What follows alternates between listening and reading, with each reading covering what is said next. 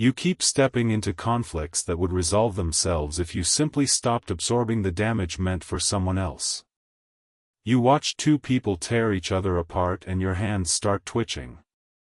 You feel that pull in your chest, that urge to mediate, to fix, to play the hero. And every single time, you walk away bruised while the people you saved do not even remember your name by Tuesday. Here is the truth you need to hear and probably will not like. Your compulsion to intervene is not virtue. It is weakness dressed up as morality. It is anxiety wearing the mask of helpfulness. And it is quietly costing you everything.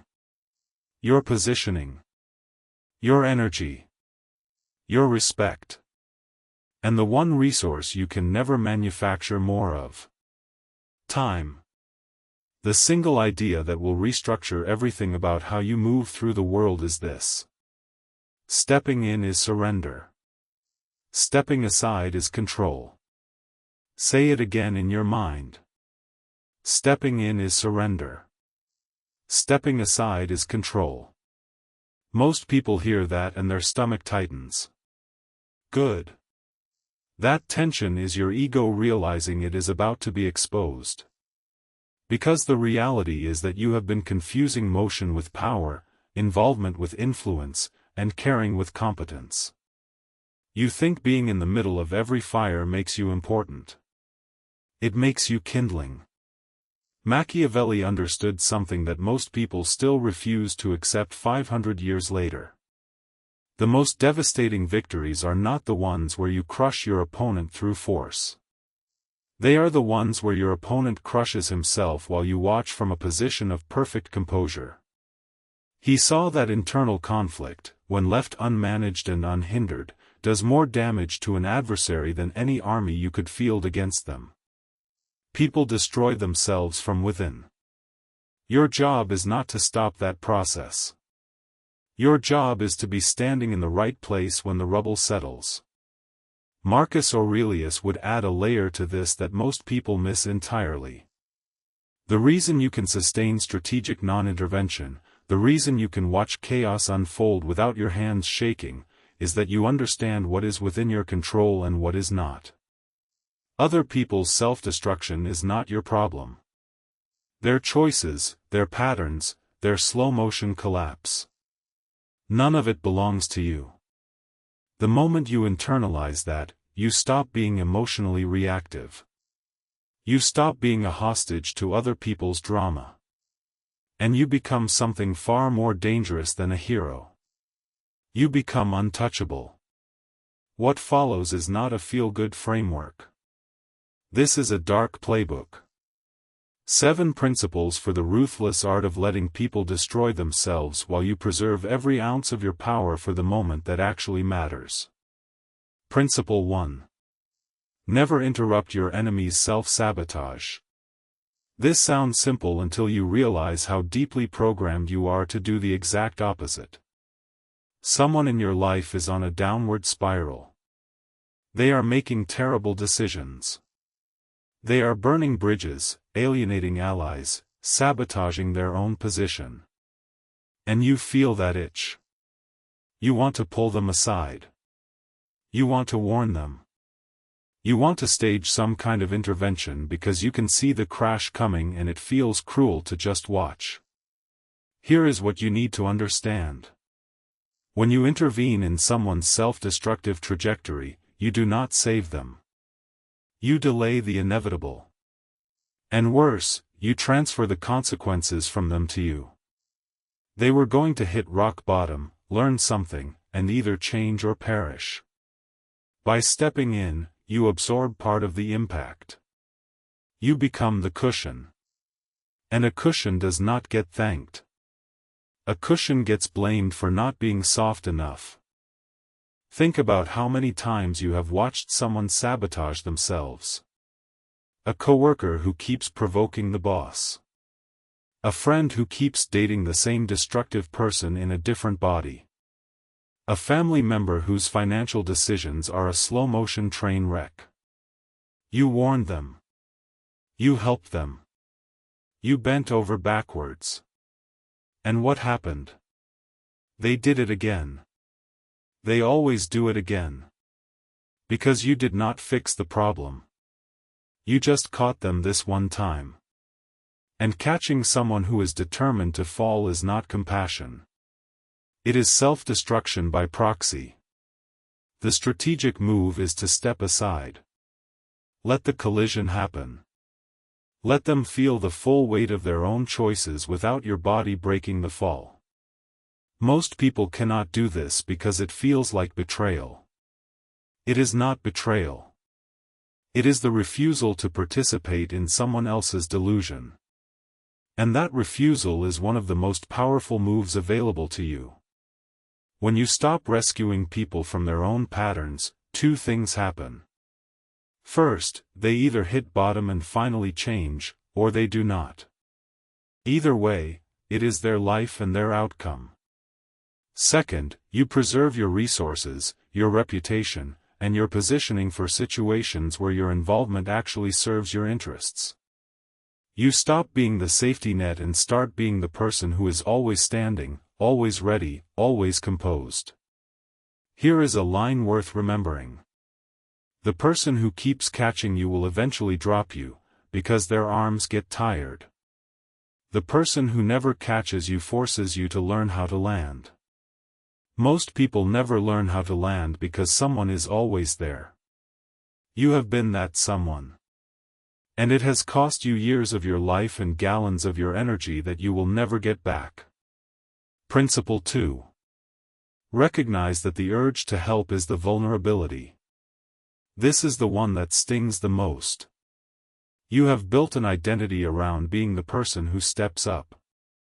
The fixer. The peacemaker. The one who holds things together when everything is falling apart. And I am telling you that identity is not a strength. It is a target painted on your back. People who are skilled at reading others, and there are far more of them than you think, know exactly what your savior impulse looks like from the outside. They see you rush in. They see you compromise your own position to stabilize someone else's. And they file that information away. Not because they are evil. Because they are observant. They now know that if they create enough chaos, you will absorb it. If they generate enough distress, you will redirect your energy toward managing it. You have effectively handed them a remote control to your attention and your resources. The urge to help, to fix, to mediate. That urge is born from two sources, and neither of them is generosity. The first is ego. You want to be needed. You want to be the one who made the difference.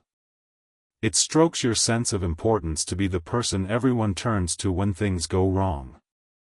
The second is anxiety.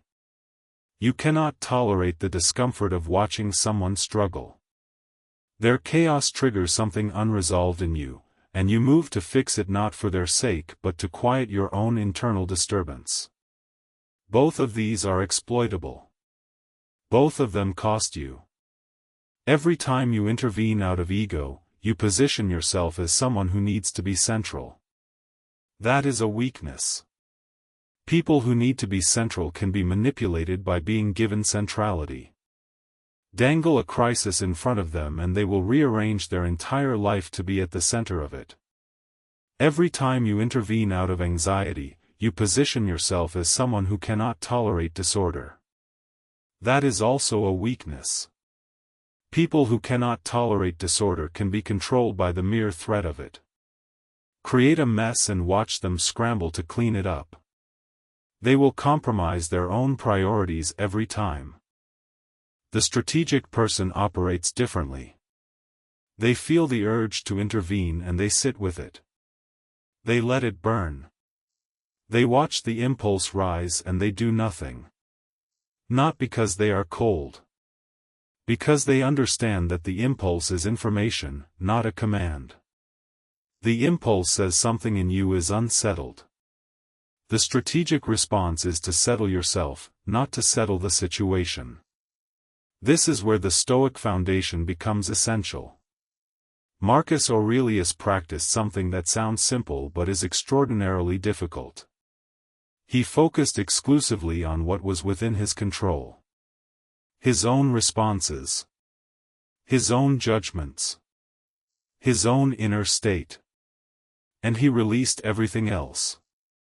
Not because he did not care. Because he understood that caring about things outside your control is not compassion. It is self-torture dressed in the costume of concern. When you internalize this, the urge to intervene loses its grip. You stop being triggered by other people's chaos. You stop feeling responsible for outcomes you never controlled. And you start occupying a position of quiet, immovable power that makes you nearly impossible to manipulate. Ask yourself this. How many hours of your life have you spent managing crises that were not yours? How many sleepless nights, how many anxious mornings, how many conversations you did not want to have, all because you could not stop yourself from stepping into someone else's wreckage? That time is gone. That energy is gone. And the people you spent it on have moved on without a backward glance. That is the cost. And you keep paying it every single day. Principle 3. Let your enemies exhaust each other while you preserve your forces. This is perhaps the most elegant strategy in the entire dark psychology playbook, and it is the one most people resist because it requires the one thing they lack. Patience. When two forces are in conflict, whether that is two co-workers fighting for the same promotion, two competitors tearing at each other in your industry, two factions in your social circle at war, the instinct of most people is to pick a side. To get involved. To weigh in. To throw their weight behind whoever they think will win, or worse, whoever they think is right. Strategic people do something different. They watch. They wait. They let the conflict run its course. Because they understand something fundamental about conflict. It is expensive. Every person involved in a fight is spending resources. Time. Energy. Reputation. Emotional bandwidth. Social capital. Every minute two opponents are engaged with each other, they are not engaged with you. Every ounce of energy they spend attacking each other is energy they are not spending attacking you or competing with you for position. The math is simple but devastating. If you enter a conflict, you spend resources. If you let others conflict while you observe, you spend nothing and you gain intelligence. You learn who is strong and who is bluffing. You learn where the fault lines are. You learn who can be trusted and who will betray when the pressure shifts. You learn what people actually value, because in conflict, masks come off. All of this information is free if you have the discipline to stay out of the fight. And here is the key. The moment to act is not at the beginning, when everyone is fresh and full of fight. It is at the end, when everyone is exhausted, depleted, and desperate for resolution. That is when you step in. Not to mediate. Not to help. To claim. The person who arrives at the aftermath with full reserves of energy and composure is the person who dictates terms. Everyone else is too tired to resist. This is what Machiavelli meant when he observed that internal conflict, properly channeled, serves the interests of whoever controls the channel. If you are the one who let the conflict happen, who did not prevent it, who did not intervene early, who allowed the natural tensions to play themselves out, then you are the one who understands the terrain better than anyone who was in the fight. You have been watching from above. They have been in the trenches. You have the map. They have the bruises. Most people are terrified of this approach because it feels passive. It feels like doing nothing. It is not doing nothing. It is the most active form of non-action available to you. You are constantly reading, calculating, positioning. You are simply not spending. You are not deploying forces until the moment of maximum return. And that patience is what separates people who win occasional battles from people who control the entire war. Consider this. The person who fights every battle is exhausted by the time the important one arrives. The person who skips every battle except the decisive one enters that battle fresh, focused, and carrying intelligence that no one else has. Who do you think wins? Principle 4. Calculate the exact moment to step aside versus the rare moment to intervene. Not every situation calls for non-intervention. This is not a philosophy of passivity. This is a philosophy of precision. The question is never whether to act.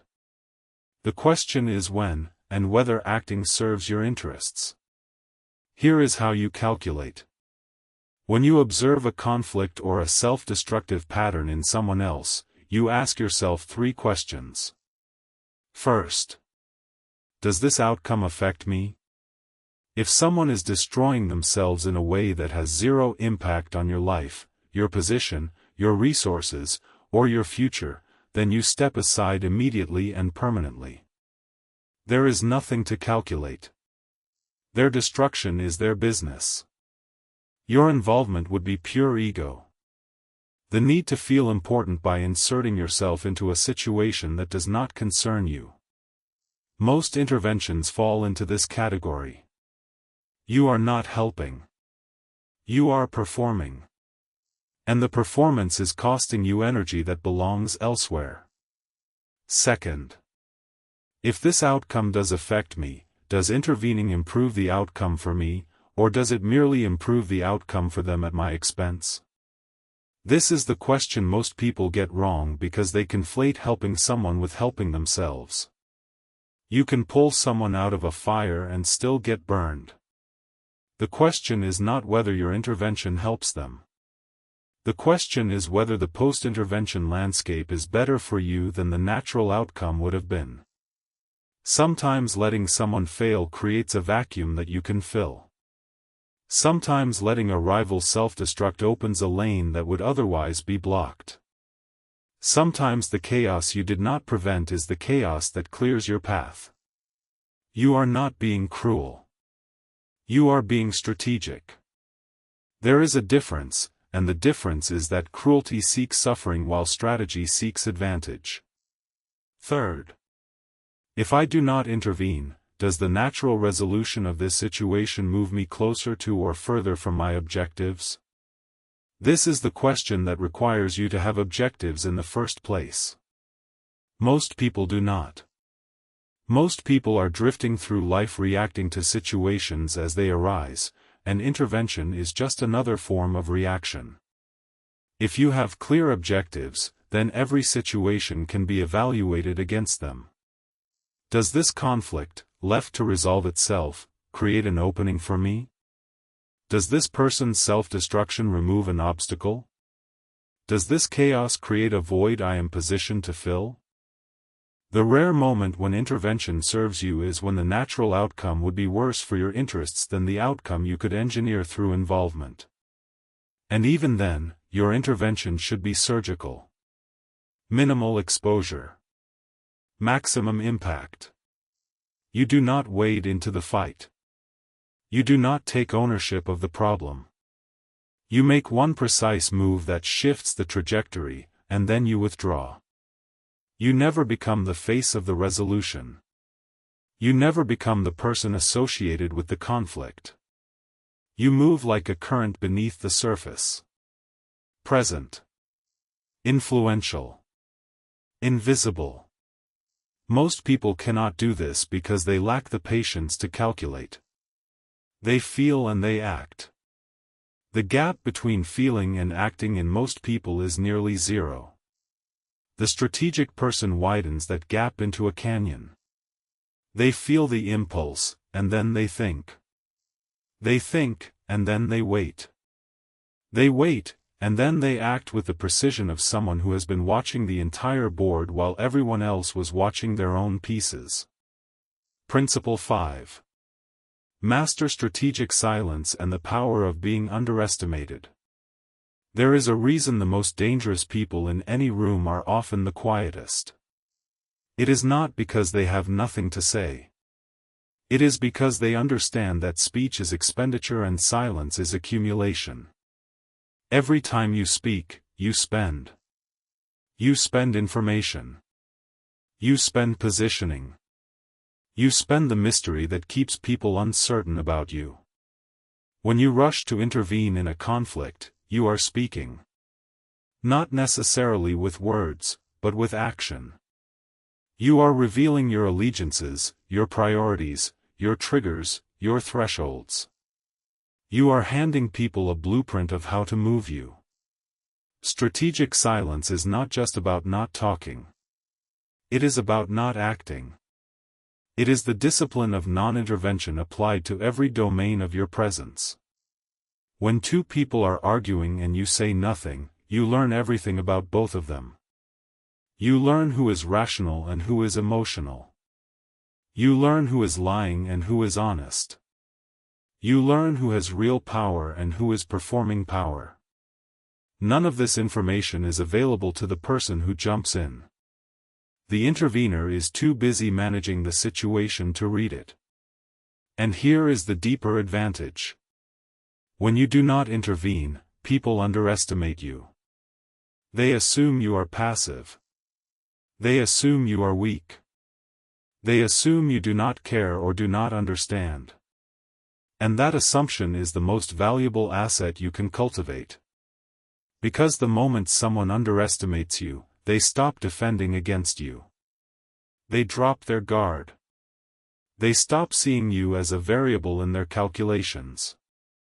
And a variable that is not accounted for is a variable that can change everything without warning. Machiavelli would have loved this. The appearance of harmlessness is a weapon. The willingness to seem uninvolved, uninterested, unthreatening. That is not weakness. That is camouflage. You are a predator who has learned to look like scenery. And while everyone is watching the loud conflict in the center of the room, you are positioned at the edge, reading every dynamic, storing every piece of intelligence, waiting for the moment when the noise dies down and the real move begins. The cost of not mastering strategic silence is that you are perpetually visible. People can read you because you are constantly broadcasting. Your interventions, your opinions, your fixes, your mediations. All of it is data. And data is what people use to build strategies against you. Every time you intervene, you give someone ammunition. Every time you stay silent, you take it away. Think about the people you respect most. Not the ones you like. The ones you respect. I guarantee you that several of them share a quality you may not have consciously noticed. They do not over-explain. They do not rush to fill silences. They do not insert themselves into every situation. They move through the world with an economy of action that signals something unmistakable. They are not here to participate in your chaos. They are here to observe, to calculate, and to act when it serves them. That quality is not aloofness. It is power. And it is available to anyone with the discipline to cultivate it. Principle 6. Walk alone and become dangerously self-contained. The reason most people cannot practice strategic non-intervention is that they are emotionally dependent on being embedded in a web of relationships. They need to be needed. They need to be involved. They need to be at the center of the social graph because their identity is constructed from other people's perception of them. Remove them from the web and they do not know who they are. This is why the most powerful position you can cultivate is self-containment. Not isolation. Not loneliness. Self-containment. The state of being complete within yourself, where your emotional stability does not depend on being involved in other people's dramas, where your sense of worth does not depend on being the person everyone turns to, where your identity is not built on the scaffolding of being helpful. When you reach this state, something shifts. You stop being reactive. You stop being available. You stop being the person who is always there, always absorbing, always compromising your own position to stabilize someone else's instability. And in that absence, people start to wonder about you. They start to project. They fill the silence with their own assumptions. And those assumptions are almost always more dramatic, more intimidating, and more respectful than the reality. Walking alone does not mean you have no allies. It means your alliances are strategic, not emotional. You align with people when your interests converge and you separate when they diverge. You do not stay in a conflict because of loyalty. You do not intervene because of guilt. You do not absorb damage because of attachment. You move through the world as a self-contained strategic actor, and that makes you unpredictable in the way that matters most. People cannot move you because they cannot identify what moves you. Marcus Aurelius wrote about this constantly, though not in the language of strategy. He wrote about the soul that stands firm. The mind that remains undisturbed by the chaos around it. He understood that the foundation of all power, political, personal, strategic, is the capacity to remain unmoved by things that do not concern you. Not cold. Not cruel. Unmoved. There is a difference. Coldness is the absence of feeling. Unmovedness is the mastery of feeling. You feel everything. You simply do not let feeling dictate action. When you become dangerously self-contained, you develop a quality that people can sense but cannot name. They feel it in the way you carry yourself. There is a stillness about you. A composure that says, I have seen chaos and I did not flinch. I have watched people destroy themselves and I did not beg them to stop. I have been offered the role of hero and I declined because I understood the cost. That stillness is what people respect. Not your helpfulness. Not your warmth. Your stillness. Because stillness cannot be faked, and stillness is the one quality that every power player in history has shared. The cost of not becoming self-contained is that you are perpetually available for other people's emergencies. Your phone buzzes and you respond. Someone is upset and you engage.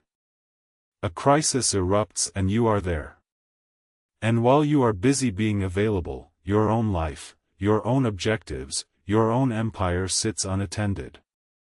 The garden you do not water dies while you are busy watering everyone else's. That is not generosity. That is self-abandonment. And it is the most expensive habit you have. Principle 7. Strike only at the decisive moment and make it count. Everything in this playbook converges on a single principle. You preserve. You observe. You do not intervene. You let the conflicts rage. You let the self-destructive patterns play out. You let your opponents exhaust themselves. And then, at the precise moment when the landscape has shifted in your favor, you act. Not with hesitation. Not with half measures. Not with the apologetic energy of someone who is uncomfortable with power. You act with total commitment. You have been patient for months, maybe years. You have absorbed the discomfort of watching. You have resisted the urge to intervene 100 times. And now the moment has arrived and you owe it to yourself, and to the strategy, to execute without flinching. This is where the distinction between patience and passivity becomes critical. Patience is strategic. Passivity is pathological.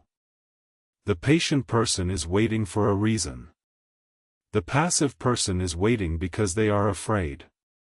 You have been practicing patience. And patience without eventual action is just cowardice with better branding. When the decisive moment arrives, you will know. The noise has died down. The combatants are spent. The obstacles have weakened or collapsed. The void is open. And you are the only person in the room with full reserves of energy, clarity, and composure. That is your moment. Seize it. Not aggressively. Not loudly. Quietly. With the same silence you have maintained throughout. You make your move and the world rearranges itself around you because everyone else is too depleted to resist. This is the ruthless art Machiavelli perfected. Not cruelty. Not chaos. Precision. The understanding that power is not about how much you do. It is about doing the right thing at the right moment with the right amount of force. Everything else is waste. And waste is what destroys people faster than any enemy ever could. Let me bring this back to where we started. You keep stepping into conflicts that would resolve themselves if you simply stopped absorbing the damage meant for someone else. That pattern is not your identity. It is your prison. And the key to the cell is sitting right there in your hand. Stepping in is surrender. Stepping aside is control. Every time you intervene in someone else's self-destruction, you steal their lesson and you take on their pain. You become the target they were supposed to hit. You become the cushion for a fall that was never yours to break. And while you are on the ground, bruised and exhausted from saving someone who did not want to be saved, the people who watched from the sidelines, the ones who had the discipline to stay out of it, they are the ones who walk away with their power intact. Your compulsion to intervene is costing you. It is costing you positioning. It is costing you respect. It is costing you the one finite resource you cannot manufacture more of. Time. Every hour you spend managing someone else's crisis is an hour you did not spend building your own foundation. Every ounce of energy you expend pulling someone out of their own wreckage is energy you do not have for the moment that actually matters. Every conflict you insert yourself into is a conflict that now has your name attached to it, your reputation tied to its outcome, your energy spent on a result that was never going to serve you. The people who truly understand power do not rush. They do not react. They do not absorb. They watch. They wait. They calculate. And when the moment arrives, they are the only ones left standing with the strength to claim what has been left unguarded. This is not a lesson you learn once. This is a discipline you practice every single day. Every time you feel the urge to intervene, you stop. You ask yourself, is this my fight? Does this serve me? Am I acting out of strategy or out of anxiety? And 9 times out of 10, the answer is that you should do nothing. The 10th time, you act with the full force of everything you have preserved. Right now, not tomorrow. Not next week. Not when you feel ready. Right now, you start practicing the discipline of non-intervention. You start watching instead of reacting. You start preserving instead of spending. You start becoming the person in every room who is dangerous precisely because they are not involved. Comment below with the words, I am untouchable. Not because you are invulnerable. Because you have learned the one thing that makes you more powerful than any fighter, any schemer, any loud voice in any crowded room. You have learned to step aside and let the world destroy itself around you while you stand perfectly still, perfectly composed, perfectly ready for the moment that is yours. The ruthless art Machiavelli perfected. Now it is yours.